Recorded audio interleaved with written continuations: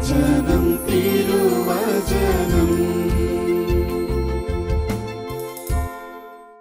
നമ്മുടെ കർത്താവും ദൈവവുമായ ഈശോ മിശിഹായുടെ പരിശുദ്ധ നാമത്തിന് എന്നും എപ്പോഴും എല്ലായിടങ്ങളിലും സ്തുതിയും ബഹുമാനവും പുകഴ്ചയും ഉണ്ടായിരിക്കട്ടെ. നമുക്ക് പ്രാർത്ഥിക്കാം. ഈശോയെ, നിന്റെ വചനത്തിൻ്റെ മാധുര്യം ആസ്വദിക്കുവാനും നിന്റെ വചനം കേൾക്കുന്നതിൽ സന്തോഷം കണ്ടെത്തുവാനും ഞങ്ങളെ നീ പഠിപ്പിക്കണമേ. ആമേൻ. പ്രിയമുള്ളവരെ, ഇന്ന് നമ്മൾ വചനത്തിലൂടെ കേൾക്കുന്ന കാര്യം വചനം കേൾക്കുന്നതിനെക്കുറിച്ച് തന്നെയാണ്. അങ്ങനൊരു സുവിശേഷ ഭാഗമാണ് നമ്മൾ ഇന്ന് ധ്യാനിക്കുന്നത്. വളരെ ലളിതമാണ്. ശ്രദ്ധയോടെ ഇരുന്നാൽ നമുക്കൊക്കെ മനസ്സിലാകുന്ന, നമ്മളോടൊക്കെ സാമ്യമുള്ള കഥാപാത്രങ്ങളുള്ള ഒരു വചനഭാഗമാണ് നമ്മൾ ധ്യാനിക്കുന്നത്. ബൈബിള് കൈകളിലെടുക്കാം. ലൂക്കായുടെ സുവിശേഷം 10-ാം അധ്യായം 38 മുതൽ 42 വരെയുള്ള വാക്യങ്ങൾ. ലൂക്കായുടെ സുവിശേഷം 10-ാം അധ്യായം 38 മുതൽ 42 വരെയുള്ള വാക്യങ്ങൾ. മർത്തായും മറിയവും. അവർ പോകുന്ന വഴി അവൻ ഒരു ഗ്രാമത്തിൽ പ്രവേശിച്ചു. മർത്ത എന്നു പേരുള്ള ഒരുവൾ അവനെ സ്വഭവനത്തിൽ സ്വീകരിച്ചു. അവൾക്ക് മറിയം എന്നു പേരായ ഒരു സഹോദരി ഉണ്ടായിരുന്നു. അവൾ കർത്താവിൻ്റെ വചനങ്ങൾ കേട്ടുകൊണ്ട് അവൻ്റെ പാദാന്തികത്തിങ്കൽ ഇരുന്നു. മർത്തായാകട്ടെ പലവിധ ശുശ്രൂഷകളിൽ മുഴുകി വ്യഗ്രചിത്തയായിരുന്നു. അവൾ അവൻ്റെ അടുത്ത് ചെന്ന് പറഞ്ഞു, കർത്താവേ, ശുശ്രൂഷയ്ക്കായി എൻ്റെ സഹോദരി എന്നെ തനിയെ വിട്ടിരിക്കുന്നത് നീ ശ്രദ്ധിക്കുന്നില്ലേ? എന്നെ സഹായിക്കാൻ അവളോട് പറയുക. കർത്താവ് അവളോട് പറഞ്ഞു, മർത്ത, മർത്ത, നീ പലതിനെക്കുറിച്ചും ഉത്കണ്ഠാകുലയും അസ്വസ്ഥയുമായിരിക്കുന്നു. ഒന്നു മാത്രമേ ആവശ്യമുള്ളൂ. മറിയം നല്ല ഭാഗം തെരഞ്ഞെടുത്തിരിക്കുന്നു, അത് അവളിൽ നിന്ന് എടുക്കപ്പെടുകയില്ല. നമ്മുടെ കർത്താവായ മിശിഹായിക്ക് സ്തുതി. നമുക്ക് പരിചയമുള്ള ഭാഗമാണ്. മർത്തായുടെയും മറിയത്തിൻ്റെയും വീട്ടിൽ ഈശോ എത്തുന്ന ഭാഗം. ഒരു പശ്ചാത്തല പഠനം വേണം ഇത് മനസ്സിലാക്കാൻ. പ്രിയമുള്ളവരെ, ചരിത്രപരമായിട്ട് മിസ്പ്ലേസ്ഡ് ആണിത്. അതായത് ഇവിടെ അല്ല ഇത് വരേണ്ടത്. ഈ ബഥാനിയ എന്ന സ്ഥലം ജെറുസലേമിന് 2 മൈൽ ഇപ്പുറത്ത്, അതായത് വളരെ അടുത്താണ്. ജെറുസലേമിനോട് വളരെ അടുത്താണ് ഏത് സ്ഥലം?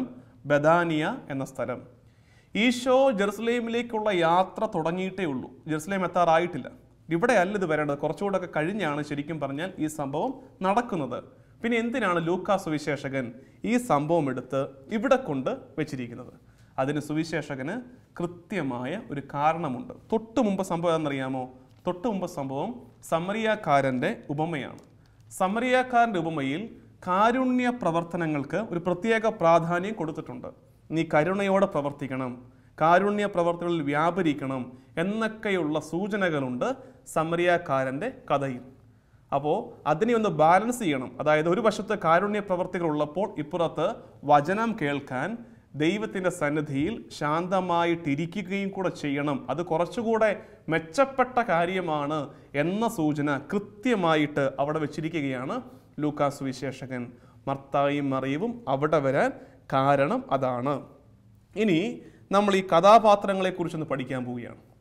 3 കഥാപാത്രങ്ങളേ ഉള്ളൂ ഈ സുവിശേഷ ഭാഗത്ത്. ആരൊക്കെയാണ്? ഈശോയും മർത്തായും മറിയവും.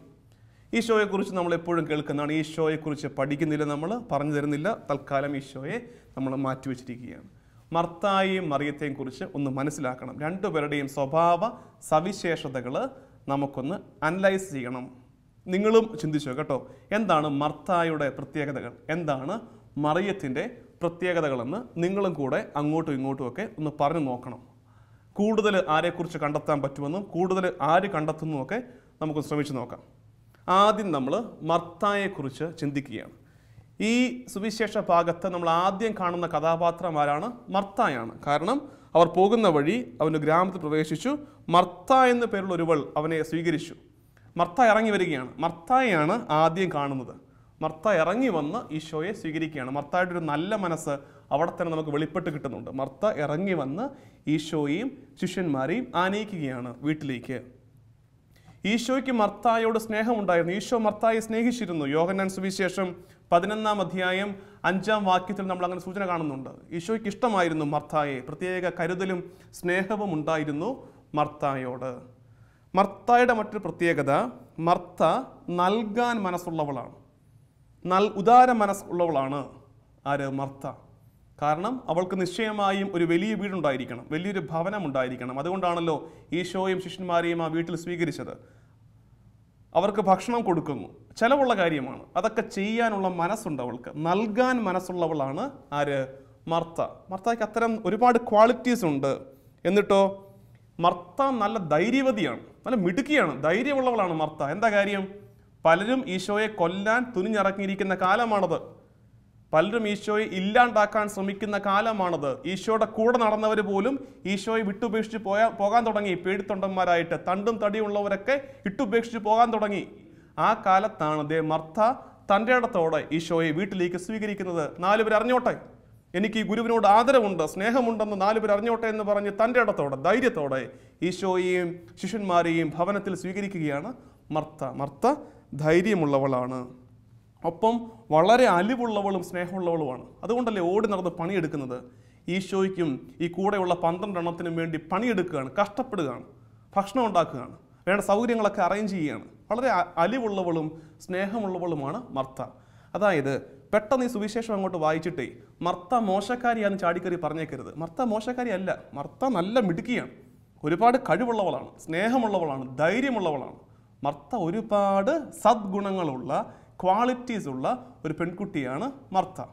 ഇനി ഓർക്കേണ്ടത്, അങ്ങനെയൊക്കെയാണെങ്കിലും എവിടെയോ അവൾക്ക് ചെറിയ പാളിച്ച പറ്റിപ്പോയി.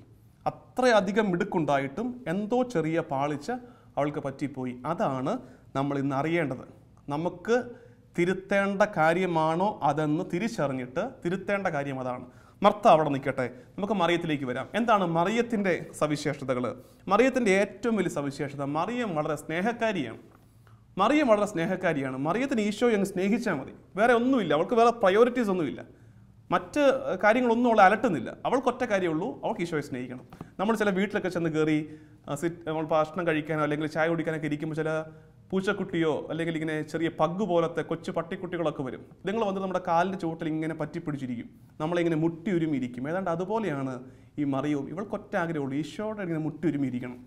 ഭയങ്കര സ്നേഹക്കാരിയാണ് മറിയം.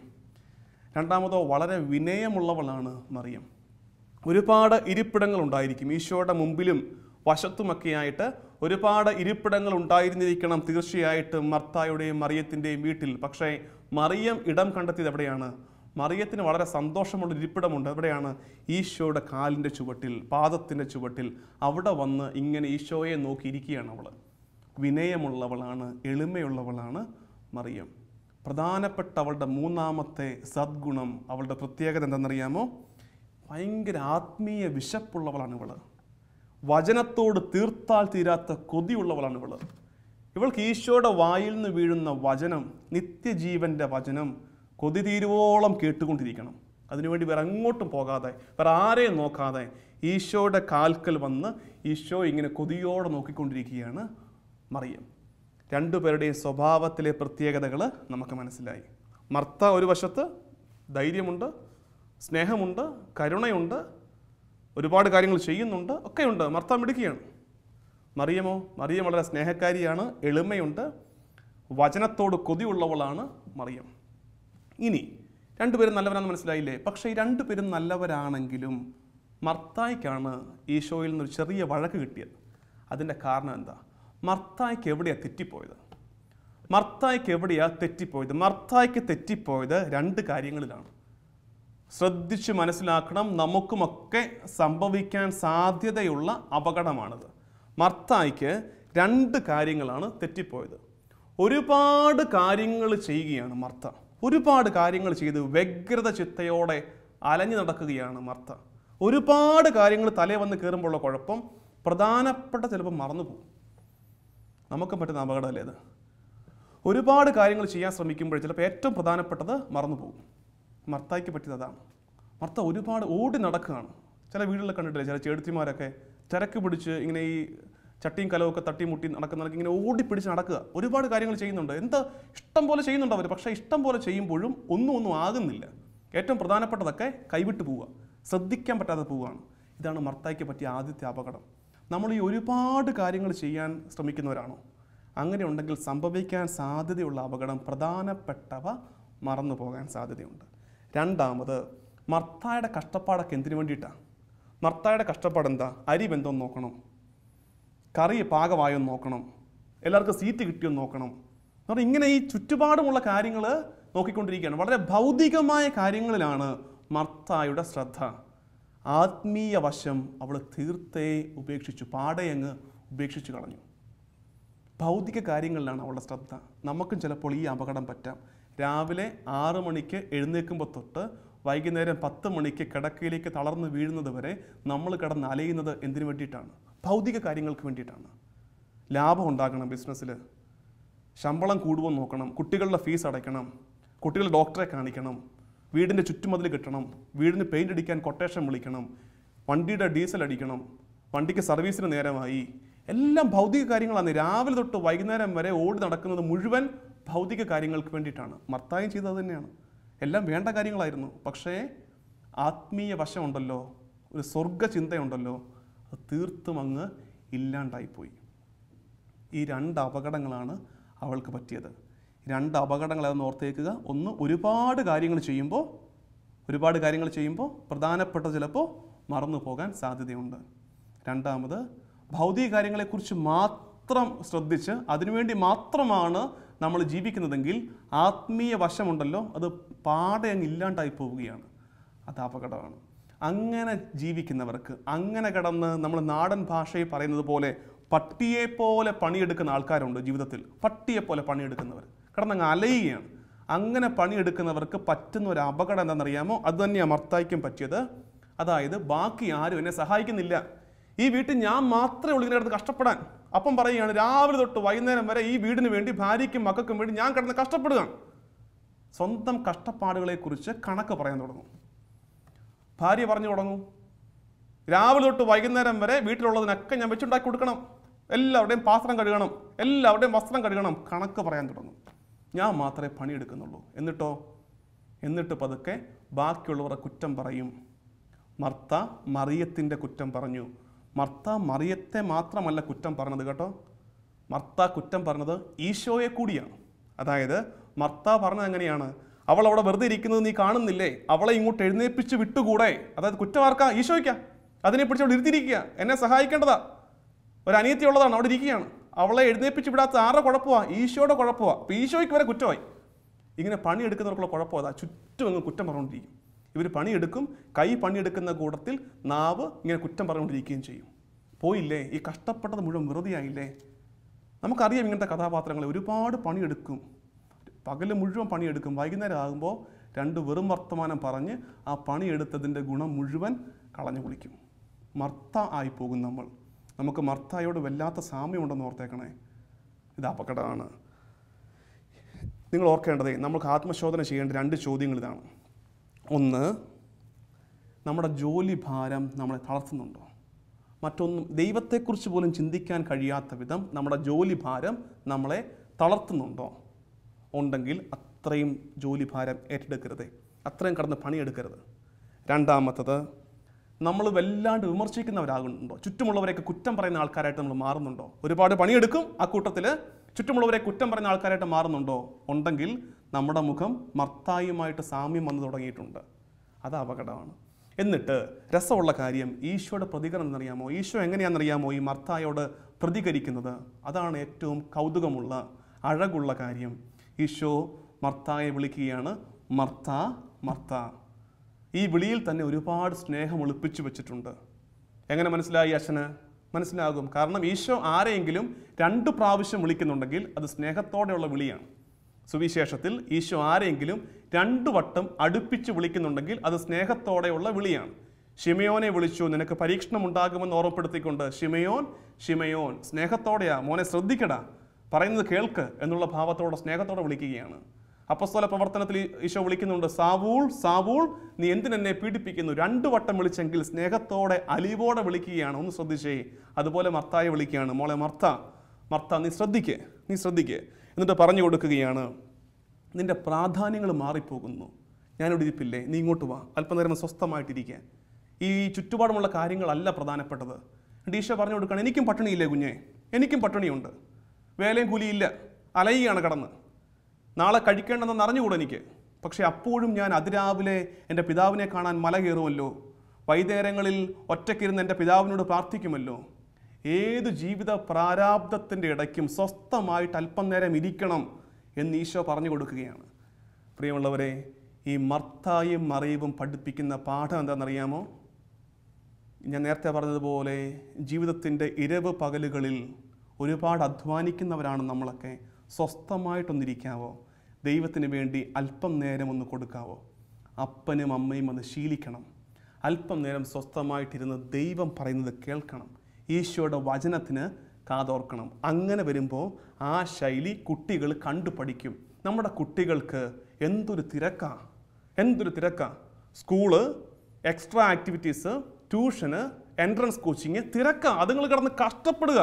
അതുങ്ങൾക്കൊക്കെ പേര് മാറ്റിയിട്ടോ മർത്ത എന്ന്. എല്ലാം കിടന്ന് കഷ്ടപ്പെടുക. വല്ലപ്പോഴും ഒരു അവസരം കൊടുക്കുക. അതുങ്ങൾക്കൊന്ന് മറിയമായിക്കോട്ടെ, സ്വസ്ഥതയോടെ പുഞ്ചിരിക്കുന്ന മുഖത്തോടെ ഈശോയുടെ കാൽച്ചുവട്ട് അത് ഇരുന്നോട്ടെ. അവസരം കൊടുക്കുക അതുങ്ങൾക്ക്. വല്ലപ്പോഴുമൊക്കെ സ്വസ്ഥതയോടെ ഈശോയുടെ മുഖത്ത് നോക്കി അവൻ്റെ വചനം കേട്ടിരിക്കാൻ നമുക്ക് പറ്റണം.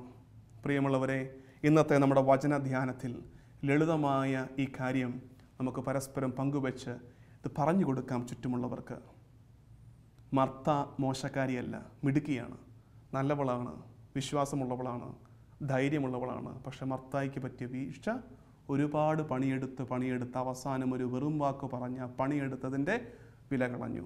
നമുക്ക് അത്രയും പണിയെടുക്കാതെ കുറച്ചൊക്കെ ഈശോയുടെ അടുത്ത് പോയിരിക്കാൻ സാധിക്കണം. നമുക്ക് പ്രാർത്ഥിക്കാം. ഈശോയെ, നിൻ്റെ കാൽച്ചുവട്ടിൽ നിൻ്റെ തിരുമുഖത്തേക്ക് നോക്കി നിൻ്റെ വചനത്തിന് കാതോർത്ത് ആ വചനത്തിൽ ലയിച്ച് സ്വർഗം ഹൃദയം കൊണ്ട് കണ്ട് അതിൽ സന്തോഷിച്ച് ജീവിക്കുവാൻ ഞങ്ങൾക്ക് നീ കൃപ തരണമേ.